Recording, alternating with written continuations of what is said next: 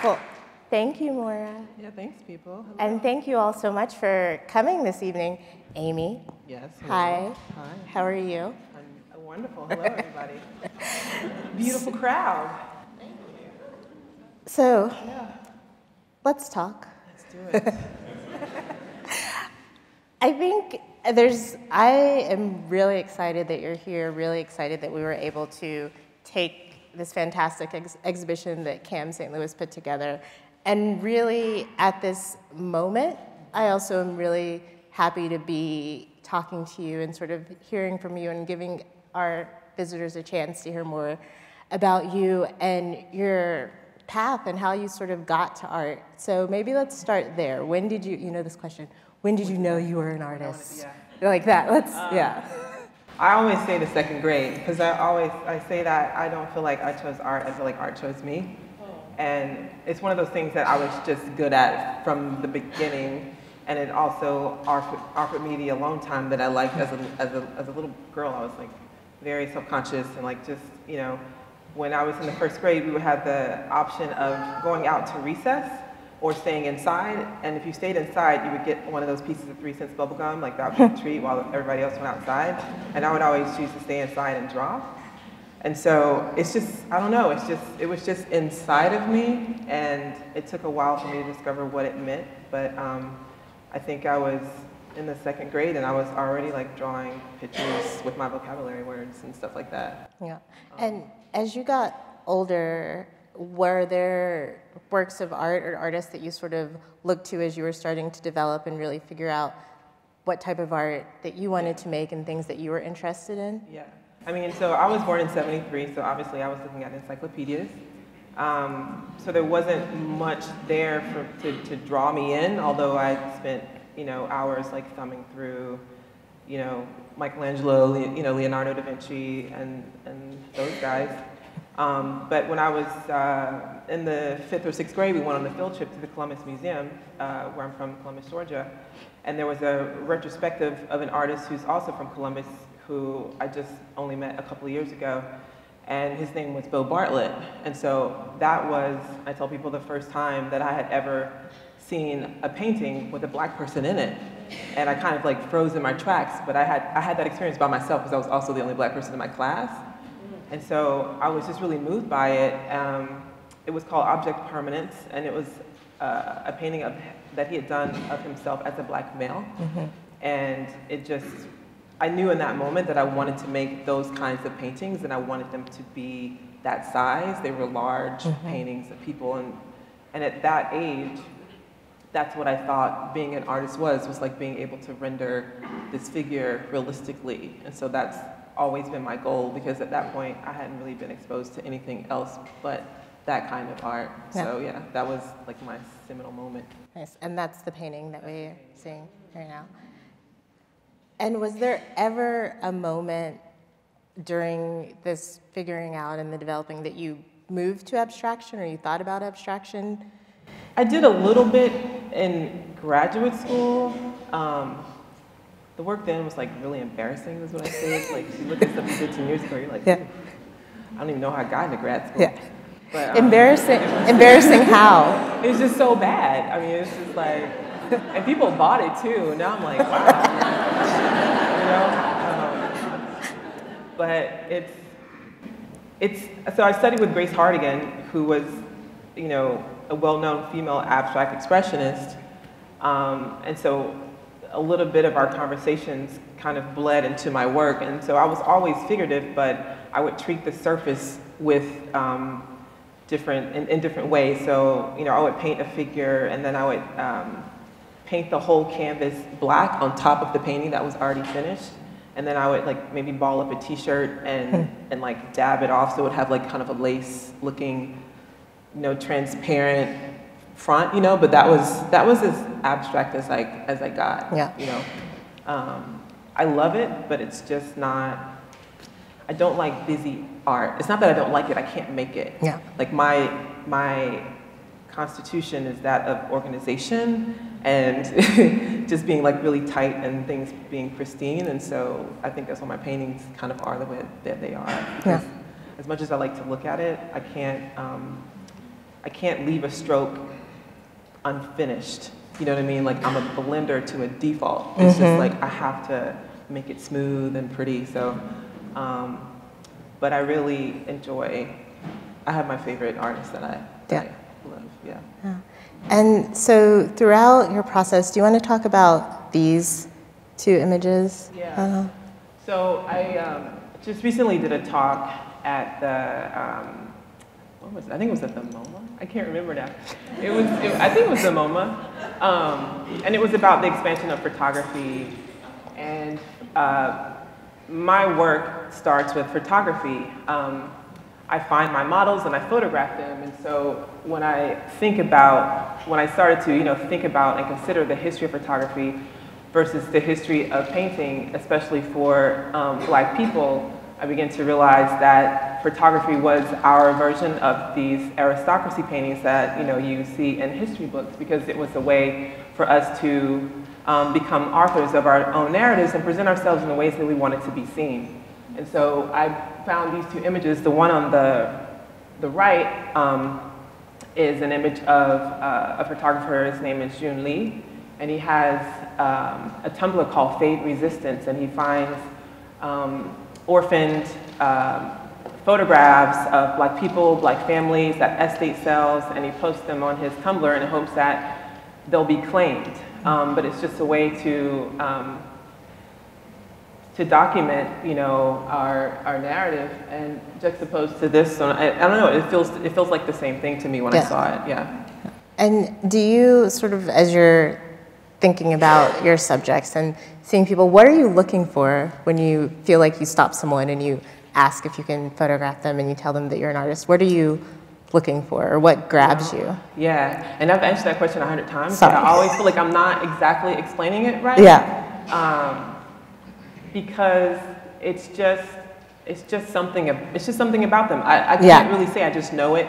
And once you've hung out with me long enough, you'll start knowing it too. But you won't be able to explain what it is. You'll just be like, that looks like a person Amy would paint. Yeah. So like people start sending me photographs of people, and I'm like, yeah, you're getting it now. Like you get it. But it's something that just resonates with them energetically. I feel like there's a look, but it's not really a look. It's just like a sense of self, like a little bit awkward, a little bit, I say like this intersection of the past, the present, and the future, but that's not necessarily exact either.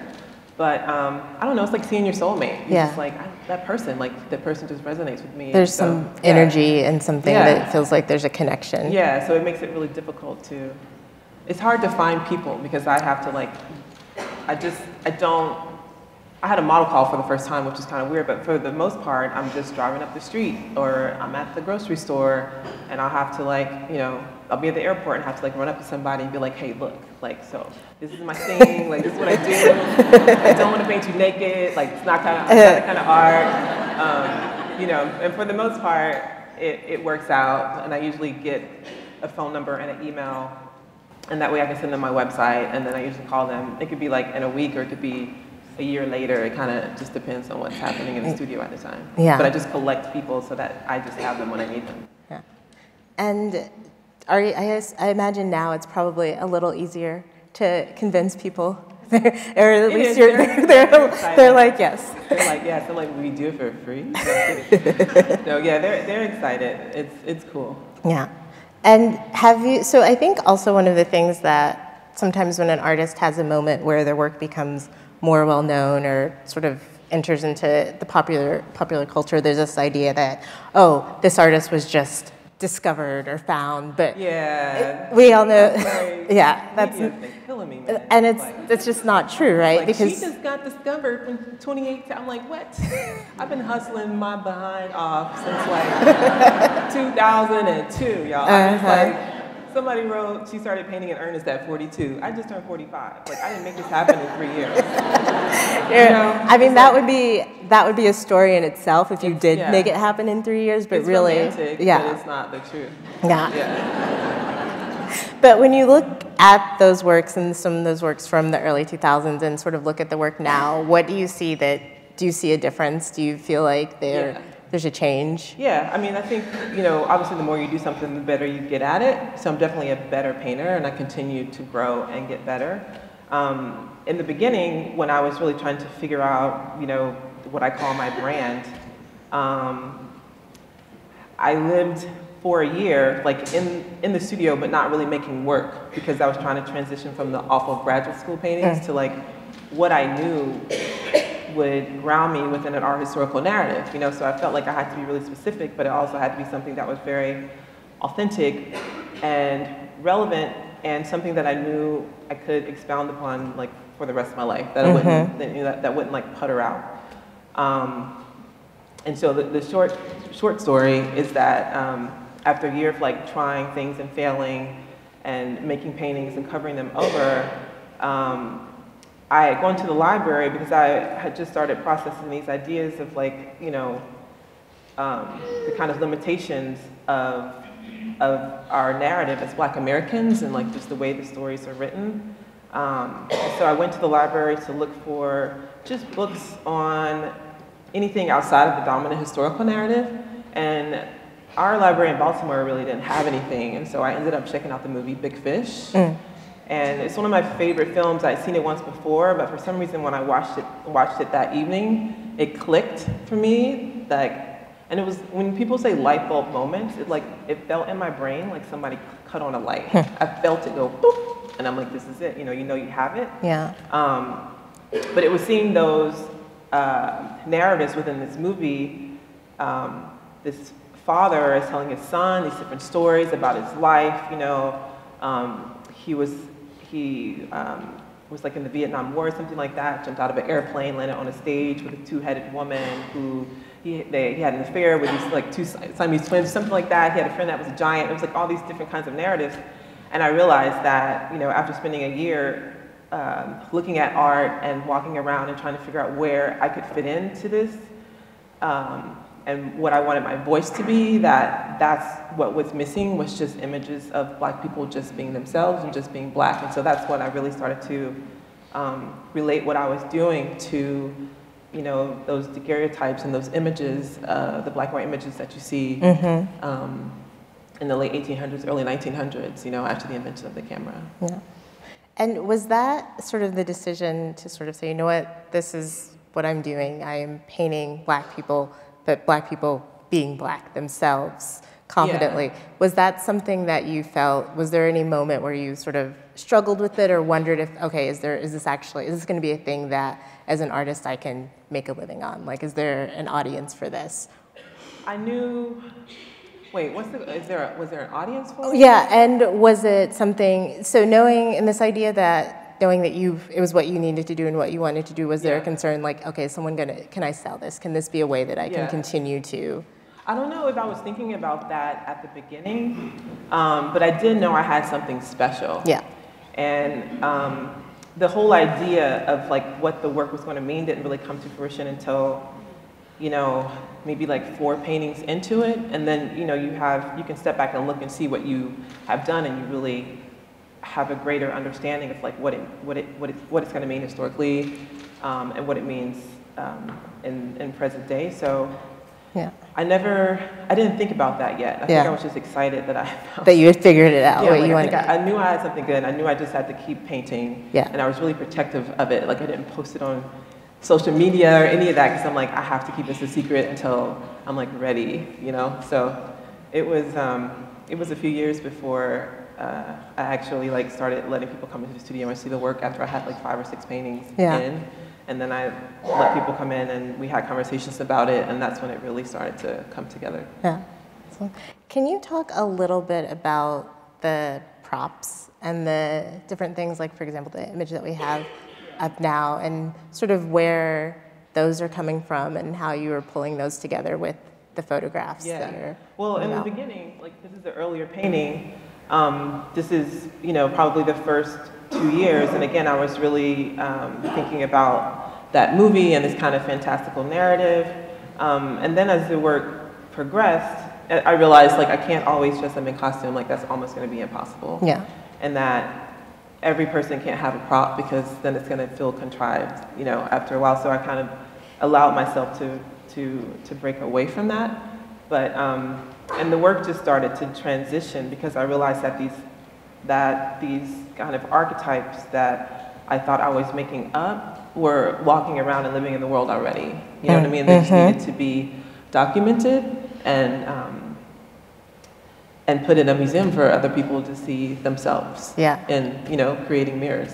Yeah, I think that, I love that. That's the idea of creating mirrors and really making space in a museum for Black people to see themselves and to feel that connection and to really feel like, okay, this is a space where I belong and I can be. Yeah.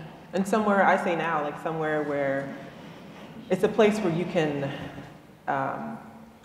experience love. Like you can look at somebody that looks like you and experience love. And if you're not Black, you can look at these images and still experience love. You know what I mean? It's just like their bodies are not in any, and not in contention. They're just there. Yeah. And for you to have a conversation with. Yeah, there's an openness, I think. And I think some of that, when you're installing the works and the works are being installed in a museum in a place, you want them at a very specific height, right? You want people to be able to engage with the works and have It makes a difference. Because when you go to museums, you're looking up for the most part at these like people on horses, and it's just really hard to engage. You have to step back, and it just creates a feeling that's just not intimate enough. Yeah. And I want them to almost live in the world the same way I do. You know what I mean? Like I'm very, I'm a hugger, so they're kind of like huggers too. Yeah. You can't touch them, so you can't hug them. Please don't touch the paintings, but you can. Yeah. Theoretically. Yeah. So, and I think one of the nice moments about talking to artists, and there are just moments in a career that happen. So around 2016, when you win the Outwin, what was that experience like? And sort of. It was, so like, as you know, like being an artist is not easy. It's feast or famine. Your life can look good on Instagram, but it may not necessarily be that great in real life. So when I won that competition, and when people ask me like, how did you make this happen? I really think it comes down to having faith and like manifesting stuff. Because like I had no money. I was like 4 months behind in my rent. I had these paintings that everybody was loving. You know what I mean? Yeah. Like I was out in the world and existing as a working artist, but it's like you make some money and then you can't put money into your business, and then like it just all doesn't work out that way.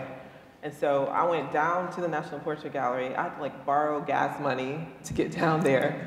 And I was like, okay, well, first prize is $25,000, second prize is $7,500, and after that, it doesn't even matter because I won't even be able to catch up on my rent if I win that, So I was like trying to work out like how I was gonna like make this work, and I was not expecting that at all.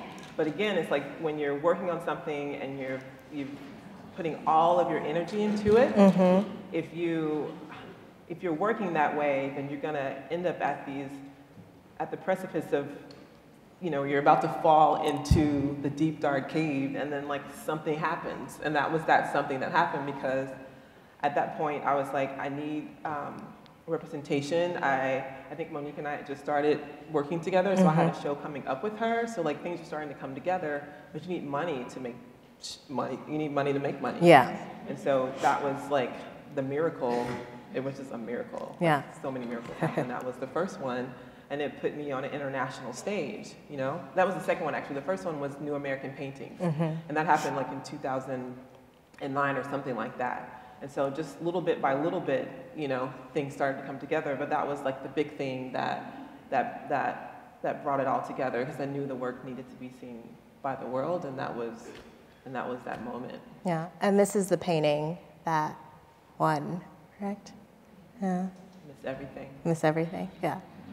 She did it too. she lived up to her name. She was like, I got this. Yeah. That's good. Yeah. Good. Do you ever are there people that you come back to in your paintings? Or are there ever people that you paint?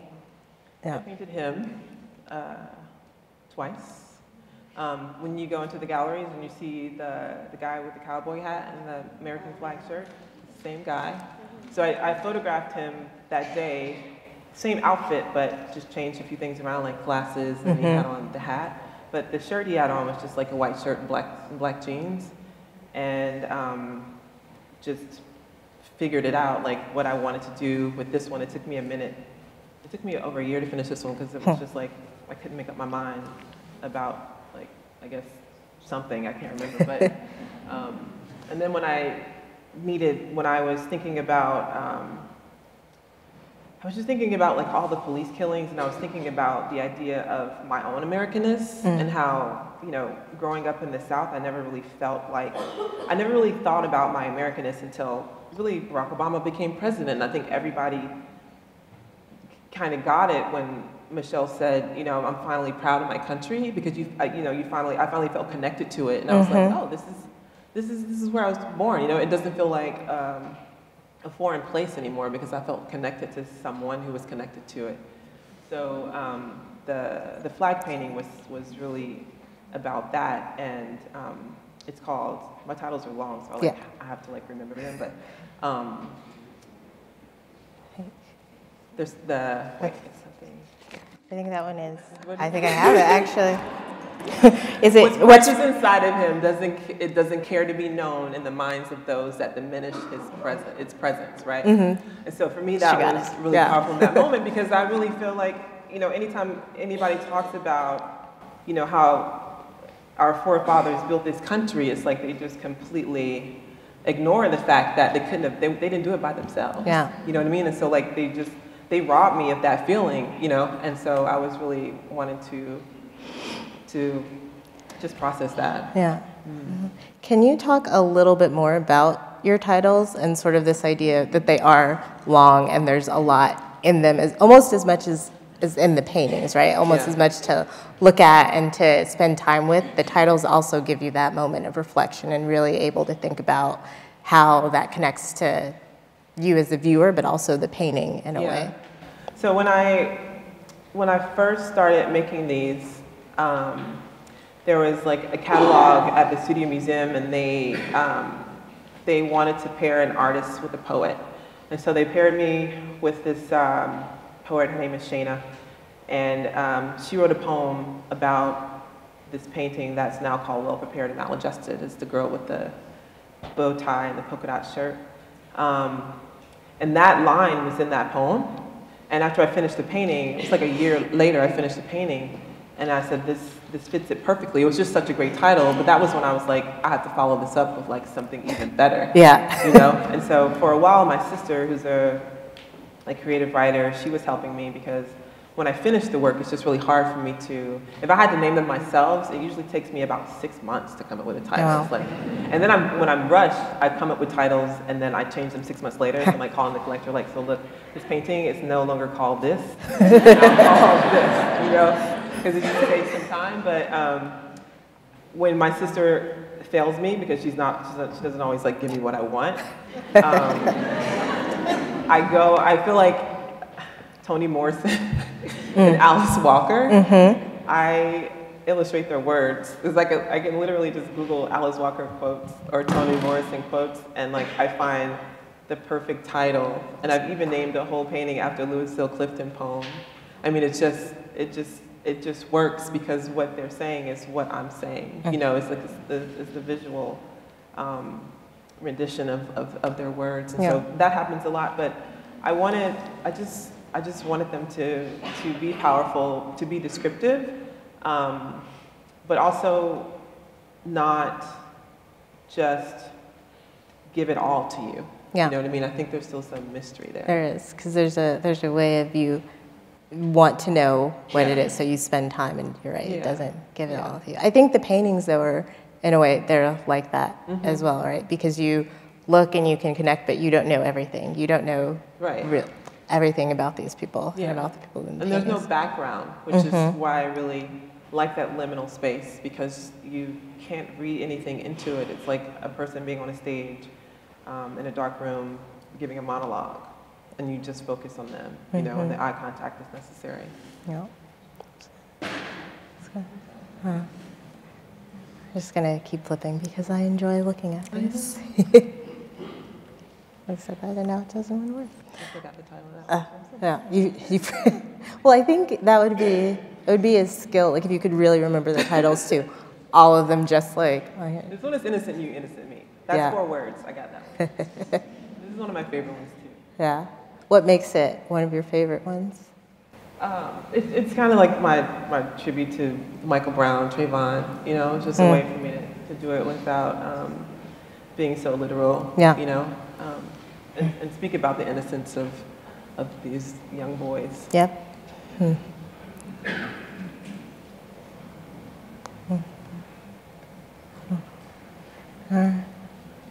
So these paintings are all fairly recent. Favorite. Yeah, these are your favorite. Yeah, and I named her, and then I changed her to All Things Bright and Beautiful, like a year later. They were about to put her in the New York Times, and I'm like, I can't have that title in the New York Times. Like, so I had to think of something, and like, okay, that's it, All Things Bright and Beautiful. Yeah. And I changed it, and everybody got confused after that. They're like, I thought that was something else. And you're Yeah. like, no, this is the title. Yeah. I feel like even as we're sort of flipping and people are seeing the images, that's what they do. There's this visceral reaction to your paintings. And I think this one is probably one of my favorites. Yeah. So as we start to think, so from 2016, you know, that one happens, and then 2017, 2018, and this year, and what happened earlier this year. Can you talk to us a little bit about that process and sort of getting the call that the First Lady wants you to paint her portrait? Like, you know, is that, you're just like, oh, you're like, sure, no problem. Yeah. Of course she does. So the National Portrait Gallery, they just started commissioning portraits of First Ladies with Hillary Clinton. So it hasn't been happening that long, but they included me in the portfolio of artists that they sent to the White House. And then she shortlisted 5 artists. I was one of them. I think there was like 20 or 21 artists. And so I got to go to the White House. It was like so cool. It was in July. It was July 2016, a hot day in DC. And it was amazing. I was like, my best friend's mom took me shopping for like the perfect outfit. So I had on, I didn't know I was gonna wear them. Yeah, I wore it to the White it's House. important. I had White House clothes. I wore kitten heels for the first time. I had like a sheath dress on with like a bell, and like I felt cute. Yeah. And when I walked in, I mean, you have to feel cute, you know. You want to talk to Michelle and Barack. So yeah, we're not on we were on a first name basis, kind of. But I always feel awkward saying it, you know. So I walked into the Oval Office, and the first thing that struck me was that, like, you know, when you're in the waiting room, the lights are like this ugly fluorescent color, like the furniture's really old and all that. But when you walk into the Oval Office, it's like it's backlit from behind the crown molding, and for some reason, it like triggered something in my brain, and I was like, is this really happening? You know what I mean? Like I was almost in shock, and then Barack was walking towards me, and I was just like, he's like, hello, how you doing? And I'm like, you know, it's like, you look just like your caricature. It's like teeth and ears. You know, he's tall. And so he's like, looks like you got the memo, because we all had on the same color. Oh.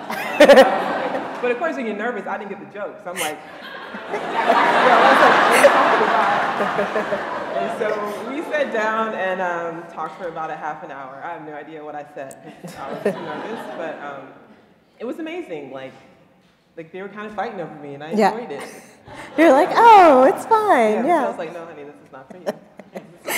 Yeah. But yeah, it was great. And so, you know, I always tell people, and I don't say this with any hubris at all, but I'm like, I didn't survive all the stuff I survived not to get this. And like that's how I felt about it. Yeah. So,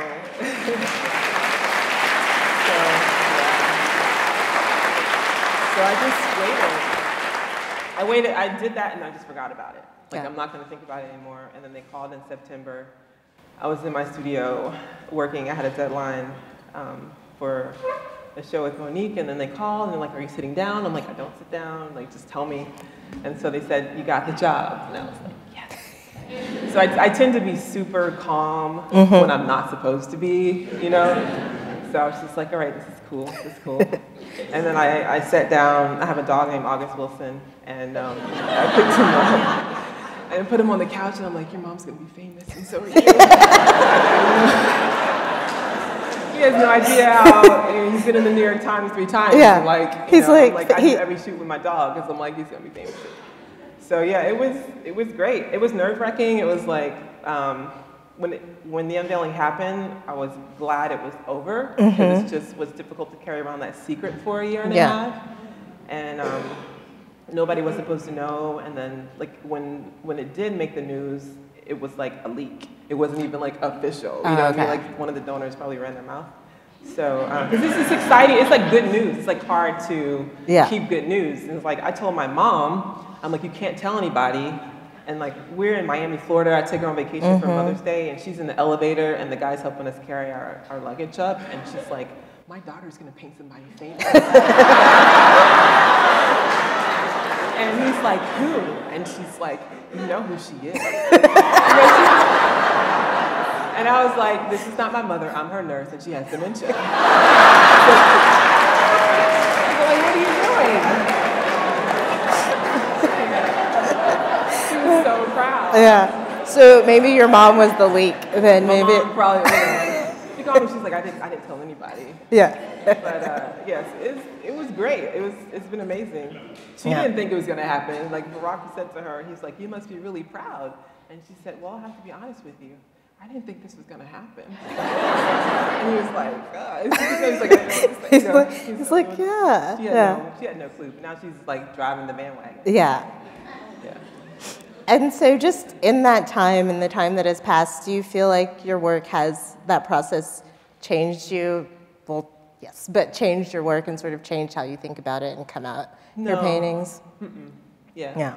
I went into the portrait treating it exactly like any other portrait.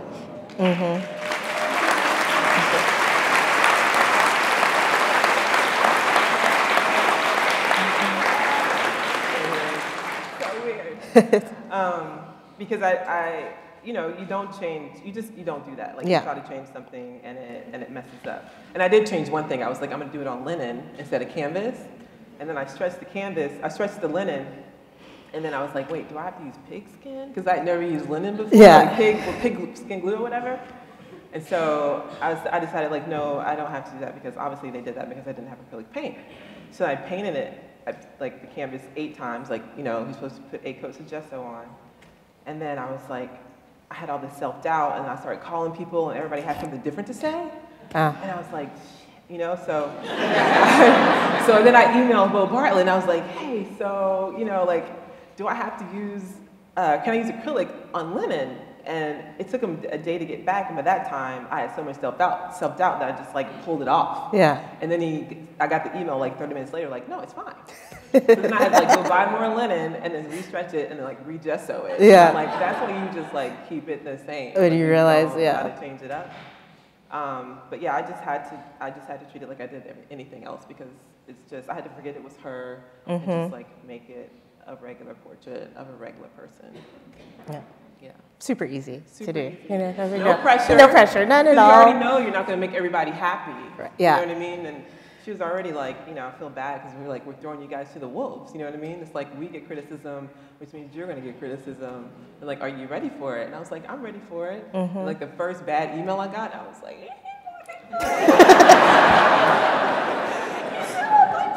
know what I mean? It took me 24 hours to like actually be like, F y'all, you know? Yeah, it's like, what do you say? Yeah.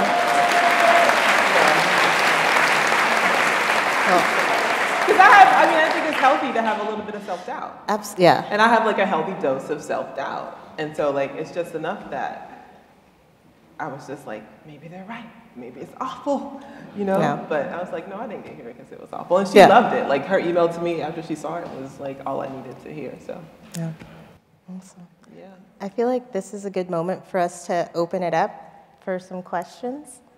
Moira and Sarah are going to have mics, so raise your hand and then wait for a mic so we can be sure to hear your question. Hi, hey. Sherald.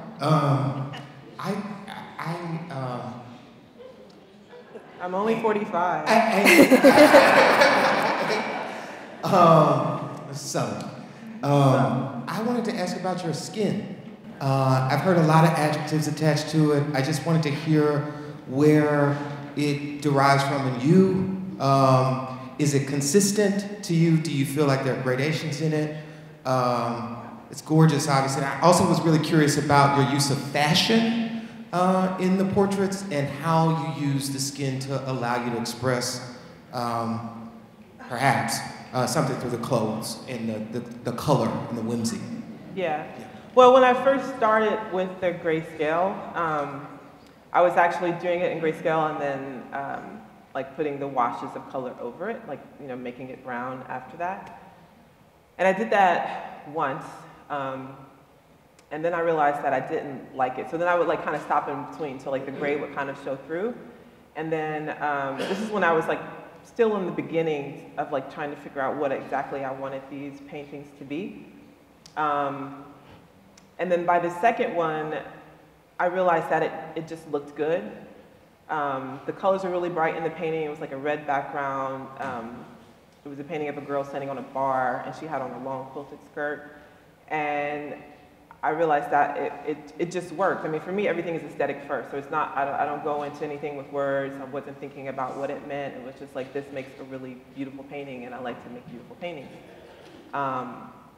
But, you know, again, like 6 or 7 paintings later, I think I had a conversation with myself, and I realized that part of me was a little bit uncomfortable because my work prior to that in graduate school was really ambiguous. So you really couldn't tell that the people were black at all, or that it was a women artist, or anything like that.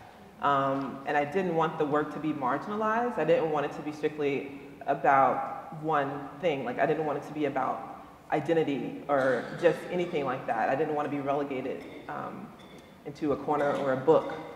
And I needed to speak to a larger narrative, and so I think subconsciously it was a way for me to handle that situation.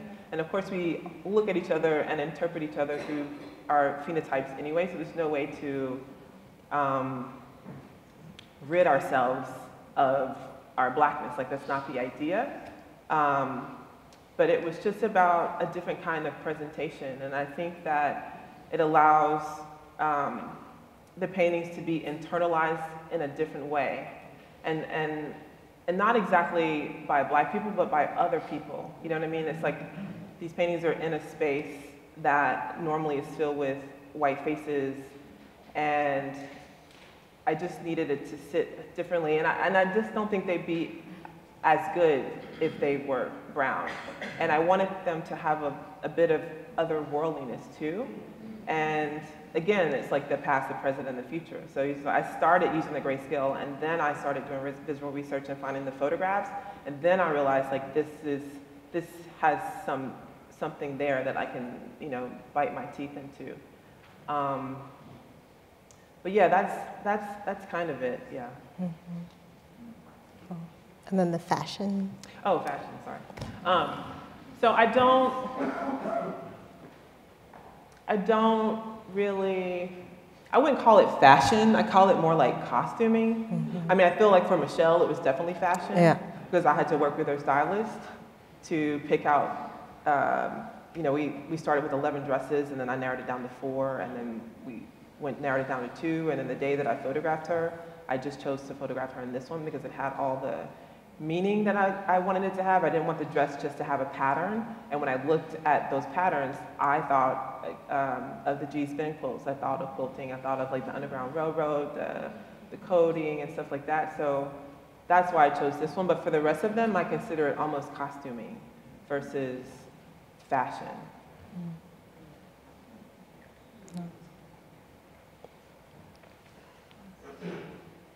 Hi.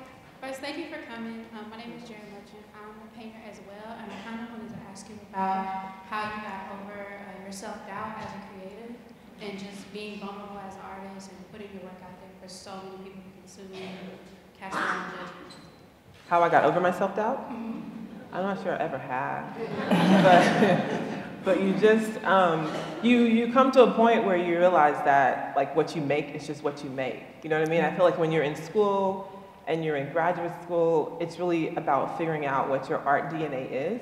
And everybody has a specific DNA and a specific way of seeing patterns in the world and a specific way of making that into art. And so there's nothing I can do about it. And it's like, if I made bad art, and I would just, you know what I mean? I think if these were horrible paintings, then I'm just not a great artist, you know? But it just so happened that my art DNA got me to this, you know what I mean? But I think it's just about accepting who you are and realizing that what you make is what you make. And like, you can make it better, but you can't change it, really. Thank you. Mm-hmm. All right, right here. Hi, so you have artists such as yourself, you know, Nakia Brown, Toyin Sherald, you know, John C. Edmonds, all these artists who are helping us see ourselves better. Mm-hmm.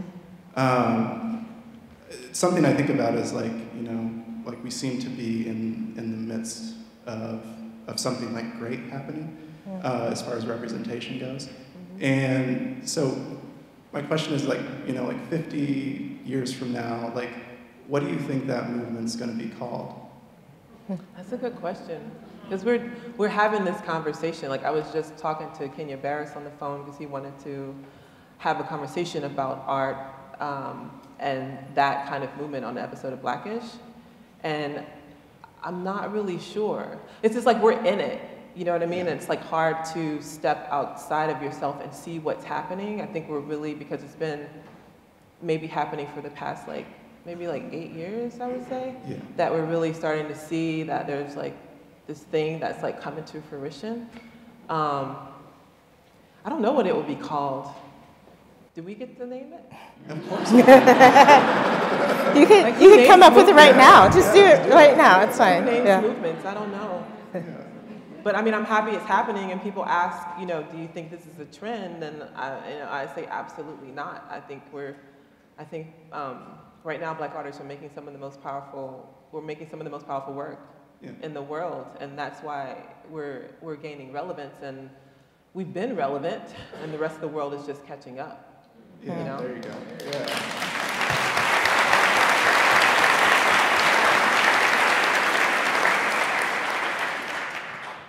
One last question. I have one here in the back.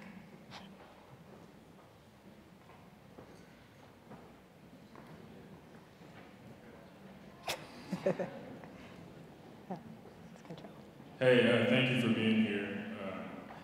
My name is Kentrell Curry. I was interested, you said you did a model call recently as compared to just kind of finding people spontaneously on the streets. I'm interested how those two situations sort of differed and you know, how did it feel as authentic with the model call as maybe just finding somebody in a grocery store? Yeah, it didn't. It felt like Tinder. It's like swipe, you know. Okay. On that note, Amy, thank you so much. Really appreciate it.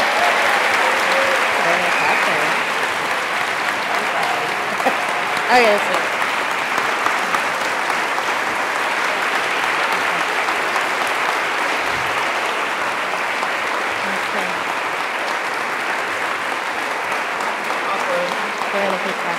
Thank you. Yeah. You're so kind.